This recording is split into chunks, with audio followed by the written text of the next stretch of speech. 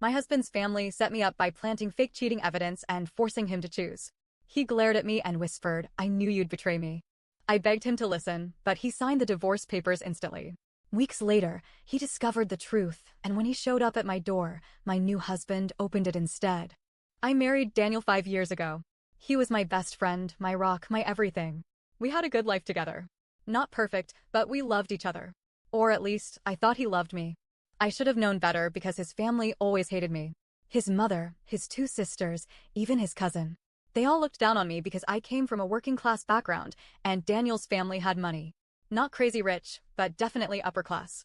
I never fit into their world, and they made sure I knew it. They made comments about my clothes, the way I talked, my job.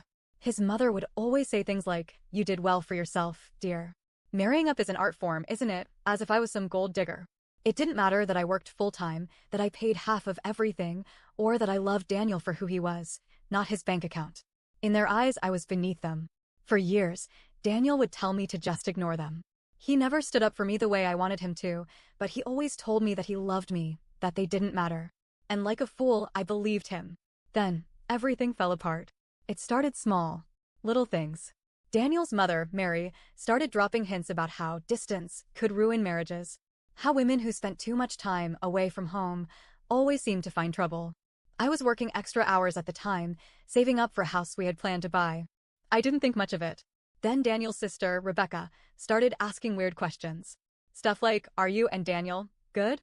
He's been acting really off lately." When I asked him about it, he said she was just being dramatic. Then there were the accidental texts. His cousin, Jake, sent him a screenshot of an email where my name appeared in some sketchy conversation. It looked like I was emailing some guy, flirting. The messages were vague, but enough to plant doubt. Daniel asked me about it, and I laughed it off because I had never seen that email in my life. I told him it was fake. He believed me. At least, I thought he did. But the messages kept coming. Screenshots of texts. A blurry photo of someone who looked like me at a bar with a man's arm around her. A receipt from a hotel I had never been to. Every time, I swore up and down it wasn't me. I begged Daniel to see reason, to trust me. But I could see it in his eyes. The doubt. One night, he came home drunk.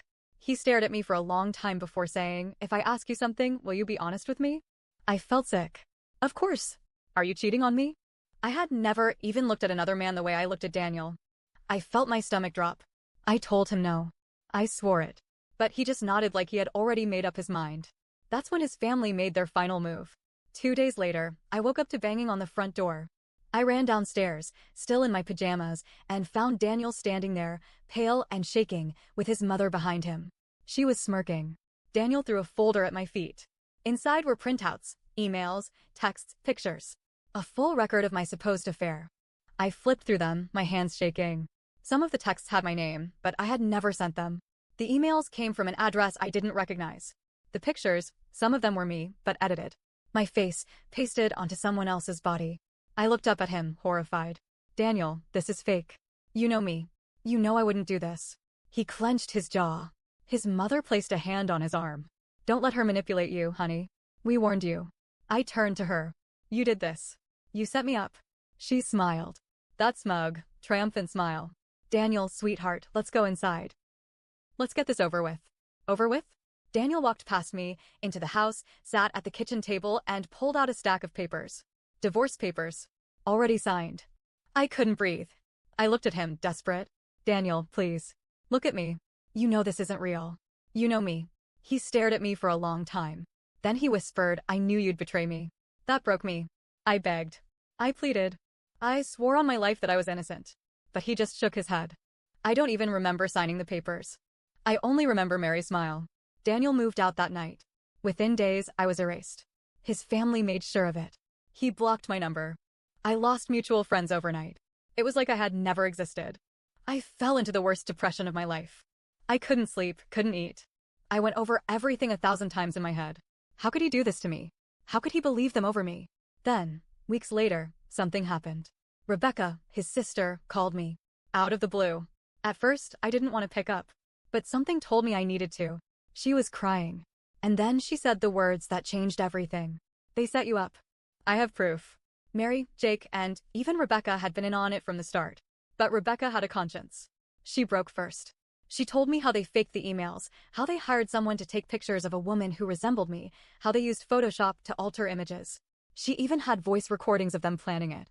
She sent me everything. And I lost it. I sent it all to Daniel in one email. No words, no explanation. Just proof. I expected a response. I expected him to call, to show up, to apologize. He didn't. Not at first. Days passed. Weeks. I forced myself to move on. To really move on.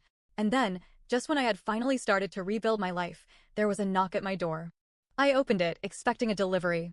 Instead, I saw Daniel, looking devastated. But before I could say anything, my new husband stepped beside me. And Daniel's face went white. For a long moment, no one spoke. Daniel just stood there, his eyes darting between me and the man beside me, my new husband, Alex. I could see the exact moment realization hit him.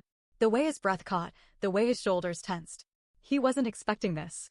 He thought he could just show up, and I'd still be his to reclaim. That I'd been sitting around, waiting for him to forgive me. He was wrong. I crossed my arms and leaned against the doorframe. What do you want, Daniel? His throat bobbed like he was swallowing glass. Can we talk? Alex glanced at me. He didn't say a word, but his presence alone was enough to remind me I wasn't alone anymore. And Daniel? He hated that. His hands curled into fists. His gaze flickered to Alex's wedding band. Good. Let that sink in. Whatever you have to say, I said, you can say it here. Daniel exhaled sharply. I know the truth, all right? His voice was thick, like he had spent nights drowning in regret. I know what they did. I know you never cheated. The words should have made me feel something. Relief, vindication, maybe even a flicker of old love. But I felt nothing, because it was too late. I tilted my head. Took you long enough. His jaw tightened. I was stupid. I should have believed you. I should have, yeah. I cut him off. You should have. Silence stretched between us. I could see the emotions warring inside him. Anger, shame, something that looked a lot like jealousy. He kept glancing at Alex, like he wanted to punch him just for existing. Then, he made a mistake. How long? His voice was sharp. How long after me did you move on? Alex tensed beside me. But I smiled. Because Daniel had no right to ask. Does it matter? I asked. You made your choice, remember? His lips parted, but no words came out. He had made his choice. And now, he had to live with it. But Daniel wasn't the kind of man who liked losing. And I could see it in his eyes, this wasn't over. For the next few weeks, Daniel kept reaching out. Emails, texts, even a letter. He was desperate. I ignored them all. But then, strange things started happening. Someone slashed Alex's car tires in the middle of the night. Someone sent an anonymous email to Alex's workplace, claiming I had cheated on him, too. That I was a liar. A manipulator. That I was repeating history. Then I started getting texts from a blocked number. Messages like, how could you replace me so fast? Did you ever love me at all? You'll regret this. I had a very good guess who was behind them. Alex wanted to go to the police. But I told him to wait. Because if Daniel wanted to play games, I was ready to win. One night, I did something reckless. I texted Daniel from an old number he didn't know I still had. I told him I wanted to meet. Alone. He responded immediately. Send me a location, a quiet park, late at night. Predictable. I didn't go alone. Alex parked a block away, out of sight, ready to call the cops if things got ugly. I had a small recorder in my pocket, just in case. And when I finally saw Daniel, standing under a dim street lamp, I knew this was a man who had nothing left to lose. You actually came, he muttered. I shrugged. You've been harassing me. Thought I'd give you a chance to say whatever you need to say, so you can finally move on. His eyes darkened. You moved on too fast. That's none of your business. His jaw clenched. Was it ever real? His voice cracked. What we had. That hit me in the chest. Because yes, it had been real. But he had let them destroy it. I didn't answer. Daniel exhaled sharply. I miss you. For the first time, I saw real pain in his eyes. Not anger, not entitlement, just loss. But it didn't matter. Because he had chosen this. I took a deep breath. Daniel, I'm happy now. Let me go. His face twisted. I can't. Something in his voice made my skin crawl. And then he reached into his pocket. For one wild second, I thought he had a weapon. My heart slammed against my ribs. But it was worse. It was our old wedding ring. And then he whispered, leave him. Come back to me. That's where I leave it for now. Because things are about to get a lot messier. Daniel isn't the type to let go easily. And I know his family is lurking in the shadows, waiting for the chance to sink their claws in again. But what they don't realize, I'm not the same woman they destroyed. I'm stronger now. And this time, I'm the one playing the game. I stared at the ring in Daniel's palm, my stomach twisting. This was insanity. He thought he could just undo everything. That holding out some old wedding band would erase what he did. I took a slow step back. Daniel, put that away. His grip tightened around the ring. You still love me. I know you do. A laugh bubbled up in my throat, sharp, bitter. You don't know anything. His jaw clenched. His entire body was rigid, like he was holding himself back from doing something stupid. You think you're happy with him? His voice dropped, turning venomous. You think this is real? I forced myself to stay calm. Yes, Daniel. I do. His eyes flickered with something dark. You don't even know who he really is. A chill crawled down my spine. Because that was unexpected. I shook my head. Don't start with this. But Daniel smiled. And it wasn't right. It wasn't sadness or regret. It was triumph. Ask him about Miami, he said. I froze. Miami? Daniel watched my reaction closely, eyes sharp like a predator that had just found its prey. You never wondered why he moved to this city so suddenly? Why he doesn't talk about his past? I hated that he was planting this doubt in me. But worse? I realized I didn't know much about Alex's past before we met. We'd been together for a year now, married for 3 months. He was kind, patient, everything Daniel wasn't. But I had never pressed him on his past relationships. He always brushed them off, said they didn't matter. But now Daniel was looking at me like he knew something I didn't. And that scared me. I stormed into our apartment that night, slamming the door behind me. Alex looked up from the couch, startled. Hey, what's wrong? I didn't even hesitate. What happened in Miami? His entire body went still. And right then, I knew. Daniel wasn't lying. Alex had secrets. He stood up slowly. Where did you hear that? I swallowed. So it's true. A muscle in his jaw twitched. It's complicated. Uncomplicated. For the first time since I met him, Alex looked nervous. And when he finally spoke, my world shifted again. I was engaged, he admitted. A long time ago. In Miami. I felt my stomach drop. And Alex exhaled, running a hand through his hair. She disappeared. My breath caught. What? One day, she was just gone. His voice was tight. No goodbye. No explanation. Her apartment was empty, her number disconnected. It was like she never existed. I stared at him. And you never found out why? His lips pressed into a thin line. I tried, but there was nothing. It was like someone erased her. A shiver ran down my spine, because suddenly I wasn't just thinking about his ex-fiancé. I was thinking about me, and how Daniel had almost erased me from my own life. I barely slept that night. My mind wouldn't stop spinning. I knew Daniel's family was capable of destroying lives. But what if they had done it before? What if Alex's ex-fiancé was another victim? The next morning, I did something I never thought I'd do. I called Rebecca. She answered on the first ring, her voice wary. I was wondering when you'd call. I gripped the phone. You knew. A long pause. Then, not everything, but enough. My pulse pounded. Was it your family? Did they make her disappear? Rebecca inhaled sharply. I can't talk about this over the phone. I felt my blood run cold. Because that meant yes. This isn't just about me anymore. It never was. I don't know what happened to Alex's ex, but I will find out. Because if Daniel's family had something to do with it, then they didn't just ruin one life. They've been doing this for years. And now?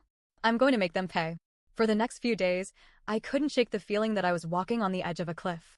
Daniel's words about Alex's past haunted me. Rebecca's fear on the phone confirmed it. There was something my ex-husband's family wasn't just capable of, but had done before. I needed answers. And I needed them now. I started digging. Alex had told me his ex-fiancée's name, Natalie Carter. A quick search showed nothing. No missing persons reports. No old social media accounts. It was like she had been wiped clean. Just like me. I called every number I could find linked to her old address in Miami. No one answered. Until someone finally did. An old landlord. Yeah, I remember her, he said. Real sweet girl. Quiet. Paid on time. Then one day, her rich fiancé came by, said they were moving, and my heart stopped. Wait. I clutched my phone. Her fiancé? You saw him? Yeah, big guy. Well-dressed. Real intense. Think his name was, the man hesitated. Something with a D? Maybe David? Daniel? I felt like I had been punched in the gut. It couldn't be. Daniel was engaged before me? He never mentioned it. And if it was his fiancée who disappeared, that meant my worst fear was true. Daniel's family didn't just frame me. They erased her first. I needed proof. I needed Rebecca. I drove to her house, not even sure what I would say. She opened the door looking pale, her eyes darting around like she was afraid someone had followed me. I know, I told her, skipping the small talk. Natalie Carter. My ex-husband was engaged to her before me. Her face drained of color. Let me in, I said. Now. She hesitated, then pulled me inside. I wasn't prepared for what she told me next. Rebecca sat on the couch, her hands shaking. I was just a teenager when it happened, she whispered. But I remember Natalie. She was so nice. Daniel was obsessed with her. I felt sick. Just like he was obsessed with me. She didn't fit in, Rebecca continued. Our family hated her. My mother, she shuddered. She kept telling Daniel she wasn't wife material. That she'd betray him. My skin crawled. Then, Rebecca said, Natalie started getting accused of things she never did. She lost her job. Her bank account was drained. She had no one. My God. They broke her down, Rebecca whispered. And when she wouldn't leave him, when she wouldn't beg for forgiveness, she hesitated. She disappeared. I finished for her. Rebecca nodded. A heavy silence filled the room. My stomach twisted. What happened to her? I demanded. Rebecca's voice was barely a breath. I don't know.